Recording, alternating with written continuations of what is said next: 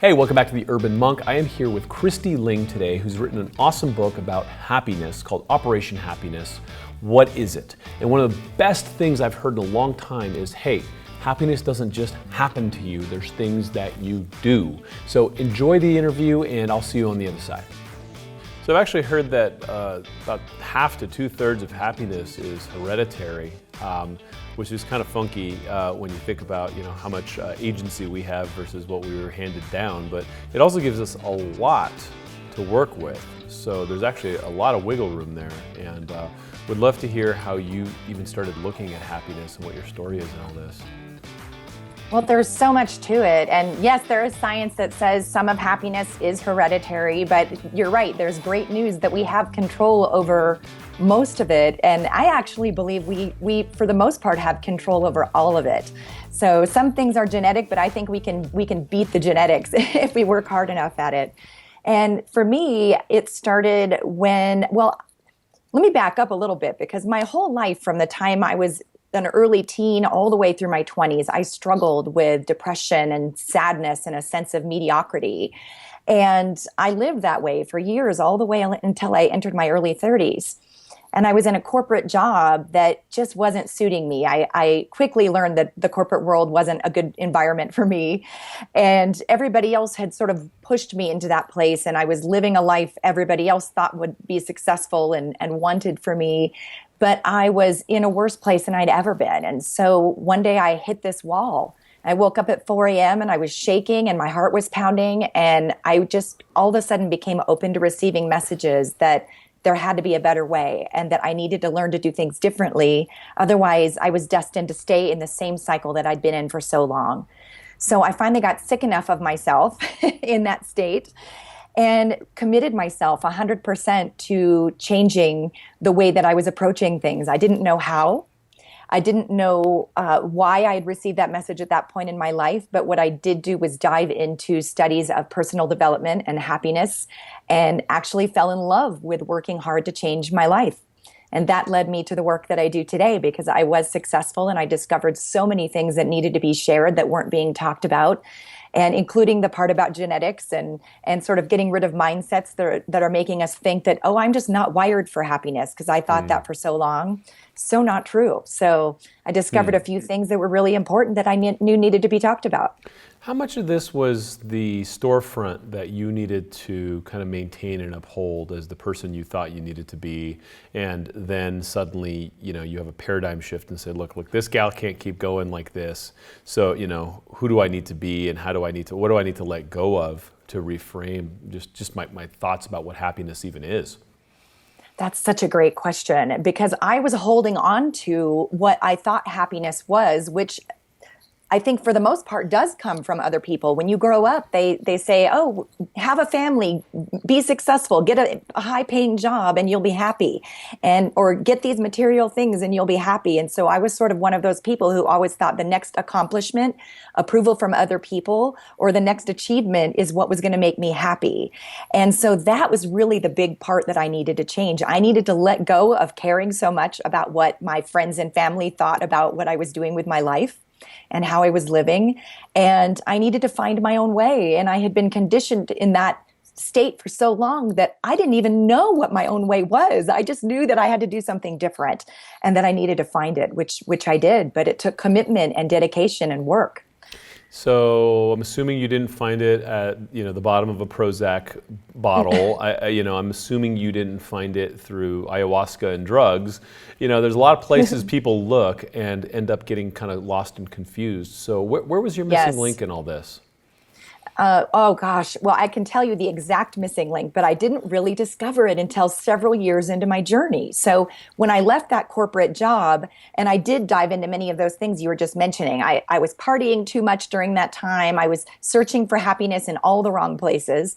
And I did try medication at one point. I'm very open about that. It didn't work for me. And also, I just didn't personally like the idea of taking medication. And again, I thought there has to be a better way than this.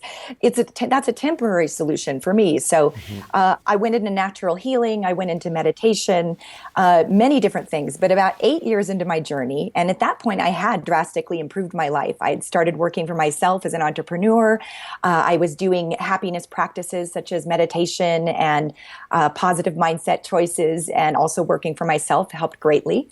But I discovered a missing link, which completely brought me to a new level, changed my life, and I knew I needed to shout it from the rooftops. And that was one day in my studies, I came across a quote from the Greek philosopher Aristotle that said, "Happiness is a state of activity." And it was like, what? It's something that you do? And then that's when I realized that happiness isn't just a choice or a feeling or a state of mind. It's an activity, and it's a skill that we can learn and become better and better at until we change our lives into what we want them to be. And when we approach it that way as an activity and a skill, that's when everything changes on a new level. So I started doing it that way. It changed my life, and I started helping other people to do it that way as well. Fantastic. And so doing happiness, actually getting into kind of the karma yoga of what a life of happiness would beget. At that point, you start looking at like, well, what would I do to be there? Like, what do happy people do, right? Is it right? And it's different for everyone. I mean, there are different things that can fill us all with joy or bring us contentment on a daily basis, but there are some that are universal.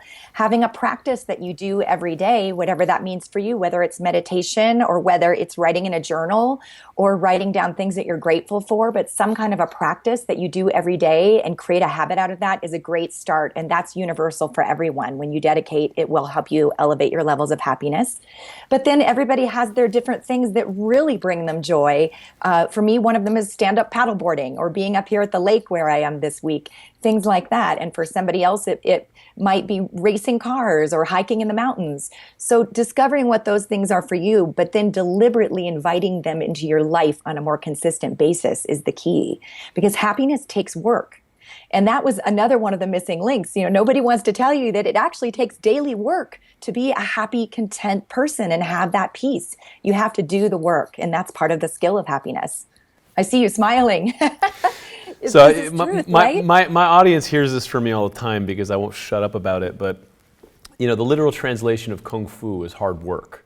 And Yes. to get good at life, it's like when a martial artist asks another martial artist, so, you know, how's your kung fu? It's not like, you know, have you kicked ass last week?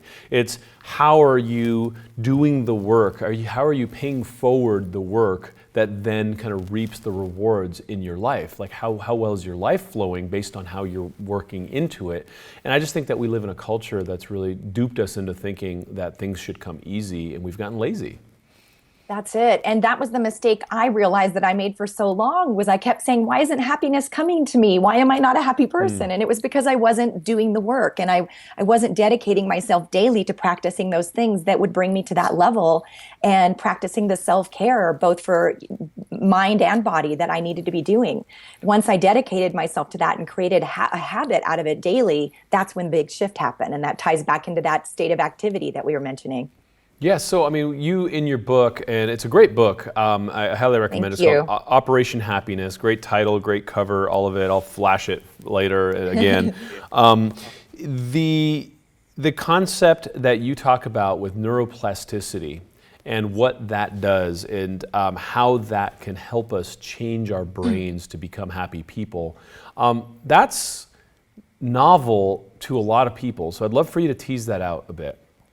Thank you. I love that you say that's novel for a lot of people, because it is, and it was to me. We all grew up being trained in school that your brain stops developing at a certain point when you're a kid, and that it's not going to grow any further, or if you burn up your brain cells, they're not going to come back. And they've discovered that that's actually not true. And the basic way to explain neuroplasticity, and you do not have to be a scientist to get this and to apply it to your life, and that's what I love so much about it, is that anybody who gets a basic understanding of this can apply it to anything they want to retrain their brain for. So the basic explanation of it is that you can rewire your brain based on changes in mindsets, changes in your environment, and changes in habits, in the activities that you're doing. When you experience these changes long enough, catching yourself in negative thoughts, patterns, or catching yourself in habits that you know aren't supporting your joy, and making shifts to that, after a while, you will literally rewire the information carriers in your brain that carry information from one part of your brain to another to make those things come naturally to you, where you won't even have to put too much effort into it or think about it. Your brain will just work that way.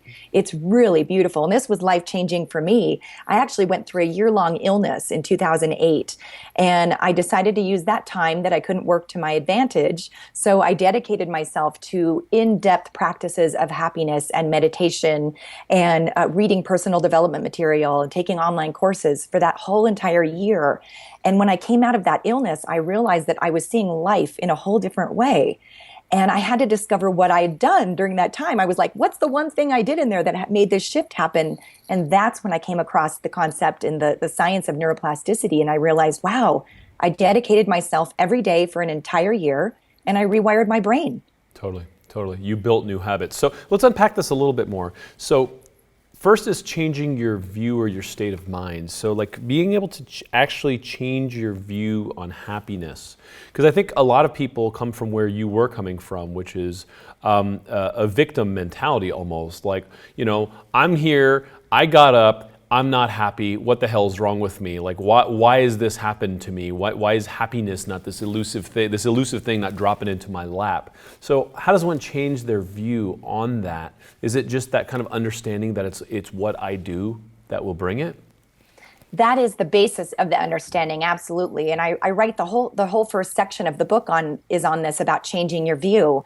One of the things I like to make real clear, because we see this all over online, you see happiness is a choice. It's a choice. All you have to do is choose it. And that's actually not true. Totally. It just begins with a choice, and then you have to back it up with action to make it a reality. So that's a big part of it. Shifting away from, well, I choose happiness, then you have to get up and do it. Totally. So it kind of goes back to what you were saying earlier about doing happiness.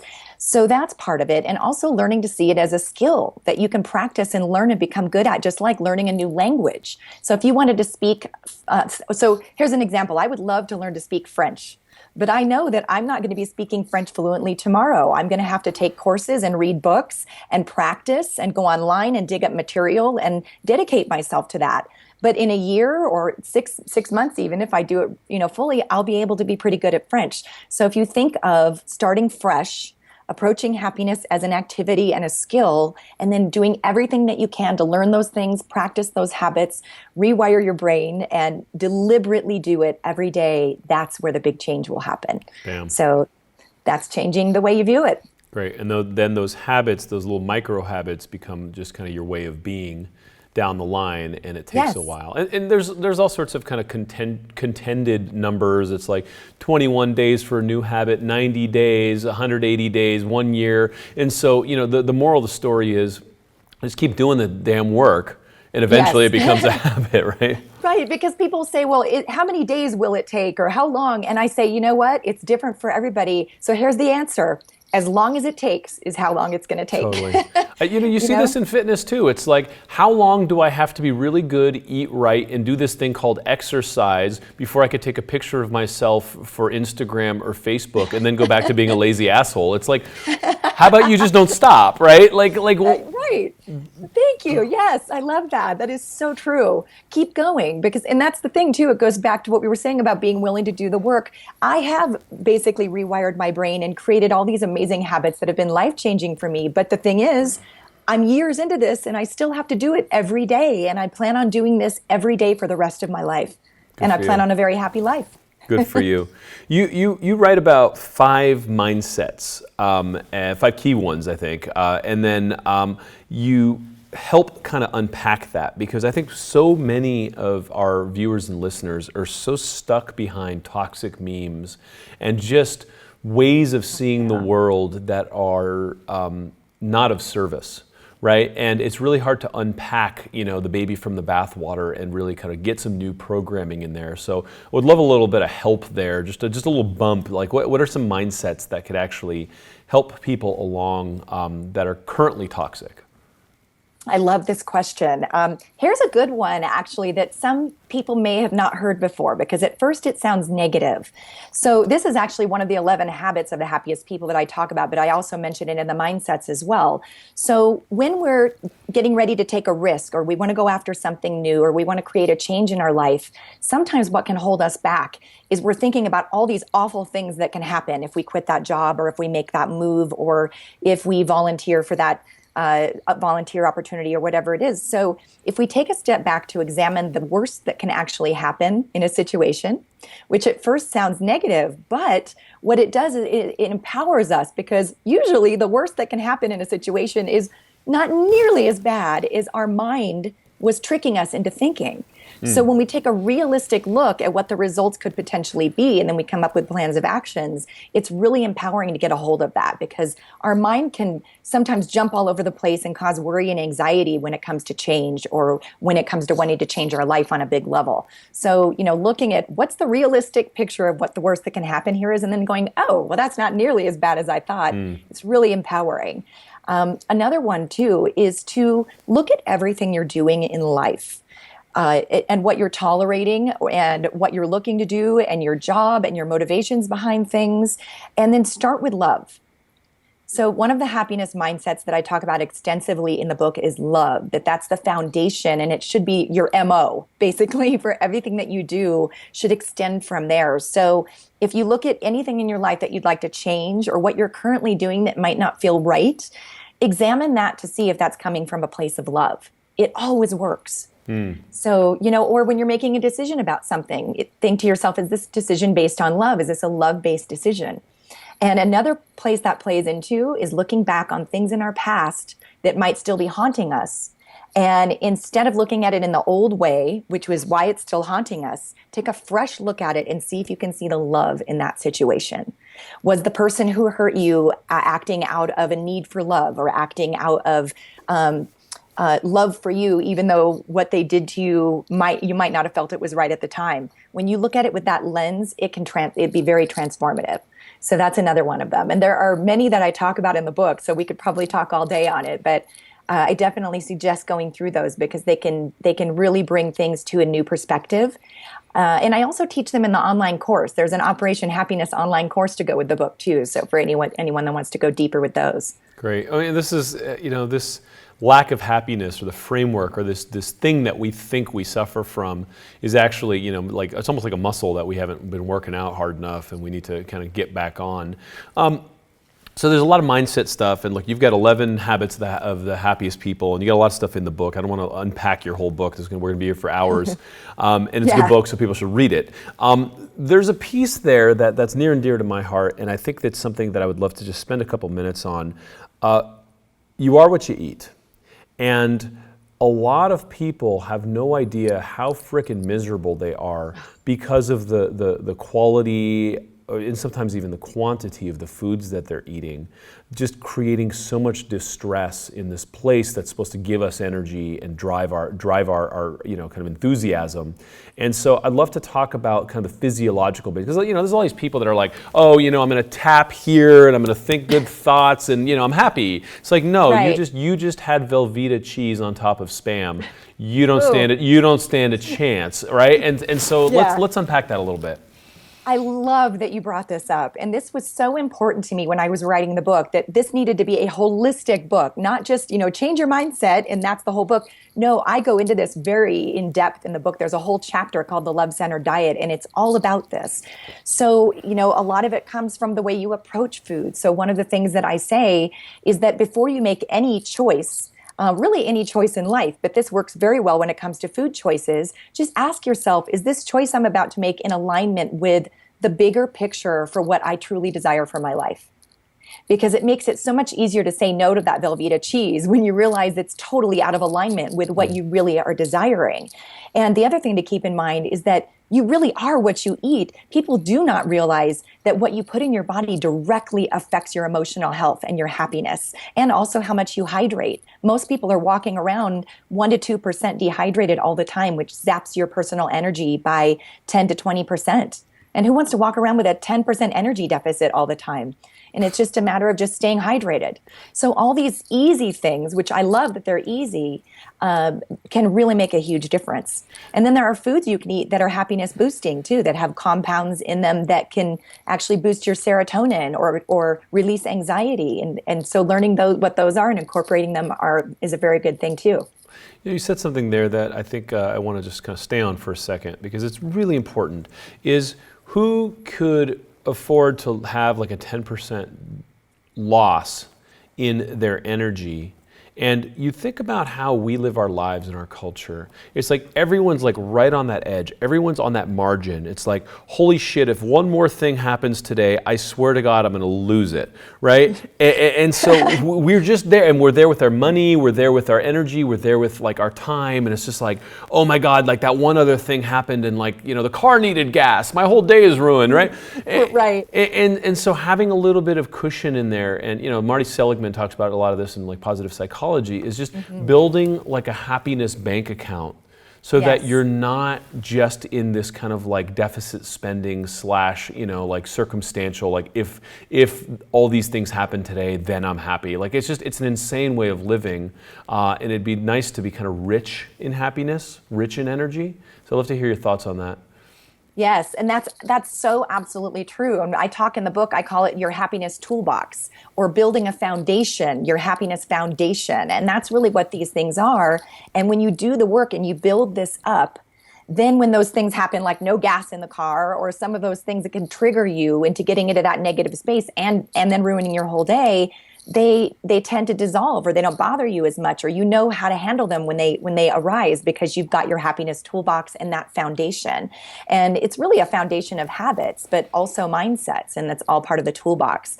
So absolutely. So when you work at this long enough, you will find that some of those things that used to naturally irritate you will fall away. And you won't even notice them as much anymore, or when you do, you'll handle them so much better. And the other thing too is I have a chapter in this book about grief and loss and transition, because that's something that even the happiest people are going to experience in their life. And that happiness foundation and toolbox can be there for you during those times as well, just to make it easier to get through and support you in your everyday life. Yeah, that's a hard one, right? Because now I have grief, I have loss, I have an excuse. Therefore, I, you know, have this thing that's pulling away at my happiness. And some people wallow there. Some people pretend to be happy when they should actually be grieving. And so there's this really interesting kind of dynamic play of like suppression of emotions and then, you know, kind of false happiness. And so, you know, where does one draw on the real happiness? It's like, do you just say, look, you know, before Zen, fetch water, chop wood. After Zen, fetch water, chop wood. Like, do you just go back to your happiness practices? You know, you have to, I think when something happens in your life, for example, I went through a divorce about 4 years ago that was heartbreaking for me. And until that point, I had never experienced what true grief was, to lose somebody that close to you that you love. And it in very many ways was like a death. And so I think in some ways you have to work your way back to it in some circumstances, but knowing what those things are that work for you, the small things and the big things, and then just being able to do what you can on a daily basis, because sometimes you're not going to feel like even getting out of bed, but just doing the tiny baby steps, you work your way back. And then eventually you do make it back to your daily happiness practice, and you feel healed and you start to feel whole again. And not that you ever are completely over. They say, oh, you'll get over it when you lose somebody. You're never completely over it. You learn to live with it. And these happiness practices and tools can help you with that. And you work your way back. It took me a good 2.5 years, honestly. And I write about this extensively in the book. And I was very forgiving of myself. I allowed myself to work through it. But I also was willing to say, okay, I don't want to get out of bed today, but I'm going to get out of bed just long enough to go get myself a green juice and hydrate my body. And then after that, if I want to, I can crawl back into bed. And that was how I lifted myself out. And it worked. So you said you took about a year to just kind of study this. You had this kind of illness, disability, injury, whatever it is, that said, okay, you're going to be on the sidelines, so you're going to sit there and mope and eat, you know, Haagen-Dazs, or you're going to do something about this and really kind of step in on your life. What were the big needle movers for you? I mean, you looked at a lot of stuff, you read a lot of books, you got into it. What moved the needle for you that had, you know, where you were like, damn, that one had significant impact? Well, this is a big one. So during that time that I was ill, and I dedicated myself fully to finally really reaching the level that I wanted to be at in my life of peace and happiness, I realized one thing. So when I went back to examine what I had done during that time that really created big change, and I realized that I had rewired my brain through neuroplasticity, the other big thing that really stuck out, and I write a whole section on this in the book as well because that's how important I feel it is that I started in the morning. So when I dedicated myself to practicing happiness on a daily basis, I would start from the first moment I woke up. And what I realized was changing just my mornings, just that first hour or two of the day, was making the rest of the day so much easier and in a flow of joy and peace and a mindset of, oh, that's okay. The car has no gas. I'll just go get gas. I'm going to be 2 minutes late. That's okay. That kind of a mindset was stemming from starting my mornings off the right way. So when I realized that, wow, it's overwhelming to think about changing your life. People that have been unhappy for a long time, they want to change, but they don't know where to start. And so what I love to say is just start with that first hour or two of the day. If you can start there and take great care of your body, mind, and spirit and work at it hard just for that first hour or two, you will find that the rest of your day and therefore your life starts to flow in that same way. So that was big. What if I'm sitting here, and I'm a morning person, so you're preaching to the choir, but what if I'm sitting here saying, that sounds great, but I don't feel like it, right? I'm miserable, I hate my alarm clock, I hate my days as soon as they go off. So what advice do you have to someone who just needs to kind of pull themselves out of the mud to actually be able to, even start a process like this? I think that's a great question because I think those are some of the first thoughts that some people had. And before I actually experienced it myself, if you would have told me, oh, change all that, I would have been like, I don't know. So I was in that place once too. Yeah, that sounds exhausting. Yeah, and that's it. But, when people ask me, why do you think so many people are not happy? The first thing I say is because so many people aren't willing to do the work. So I would say the first step is being willing. So if you're sitting back and going, oh, I don't feel like it, or I don't like my alarm, or I'm not a morning person, that's really an affirmation. I think everybody can be a morning person if they change their mindset about that. And I think it's really important to become a morning person. There's scientific studies that show that morning people are healthier and happier in general. So I think, if you don't think you're a morning person, be willing. Be willing to try it. Be willing to just try it for a little while. And, I hate to say 30 days this or 10 days that, but that seems doable for a lot of people. So I'm going to say, dedicate yourself to being willing to try it just for like 30 days. And if you don't like it, you can go back to being a grouch. But, try it. Be willing because that's the first key. Great. I love that.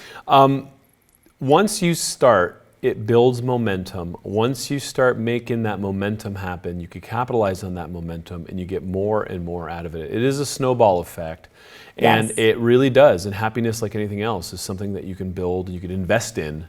And so you spend some time investing in it, and look, you're a different person. A completely different person. In fact, in the book, there's a short letter in there that I write to a past version of myself, a point in my life where I knew that I was lacking in self-love and I was tolerating things I shouldn't have been tolerating. And I wrote a really beautiful letter to that self, forgiving her and telling her how much I love her. I'm a very different person now than I was.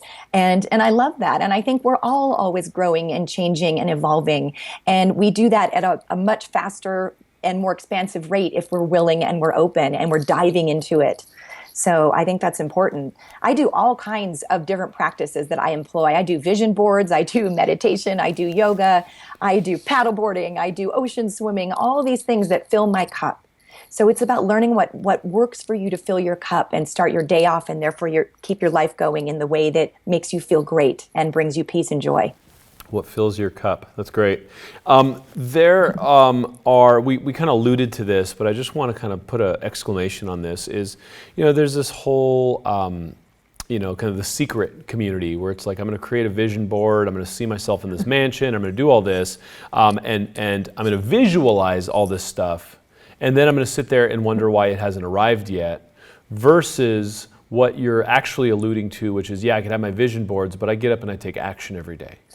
Right. Yes. And I think that's the missing ingredient with a lot of this kind of law of attraction confusion that's hit the popular culture, which is, I don't know, I did all that crap and it didn't work. It's like, well, what did you do to actually work towards those goals.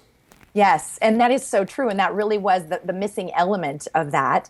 And I think that's becoming more widely known. But all of those things do help. Visualization, vision boards. Here's a great example. So I am sitting in this beautiful cabin right now up in Big Bear Lake, and I can tell you that 3 years ago, a picture of a cabin in the mountains was on my vision board. And at the time I put it on there, I felt drawn to the image, and I just felt drawn to cut it out and paste it on there. And I didn't know how it was going to happen or when. I just knew that that was speaking to me in such a big way.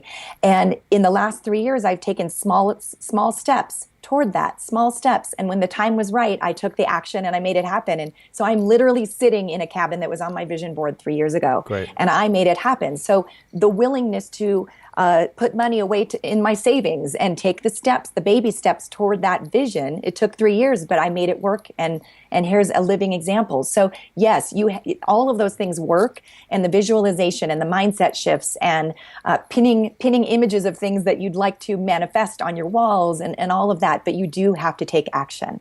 Love it. So that's big. Yep. Love it. So the book is called Operation Happiness, the 3-step plan to creating a life of lasting joy, abundant energy, and radical bliss. And you've got 11 habits of the happiest people in there, which is great.